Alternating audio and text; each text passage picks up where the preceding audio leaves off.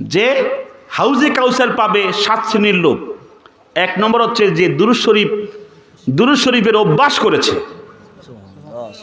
অনেকে দেখবেন যে কোনো মুহূর্তে তার মুখে থেকে দুরূদ শরীফ বের হয়ে যায়, আছে না নাই? দীর্ঘ নিঃশ্বাস পড়েছে, সাল্লাল্লাহু আলাইহি ওয়াসাল্লাম, আল্লাহুম্মা সাল্লি আলা মুহাম্মদ আন-নাবিয়্যিল উম্মি, দুরূদ শরীফ পড়তেছে, আছে না এমন? মানে দুরূদ শরীফ তার অভ্যাসে পরিণত হয়েছে। এই বান্দাকে হাউজে কাউসারের মালিক বানাবেন আমার নবীজি, মানে দান করবে।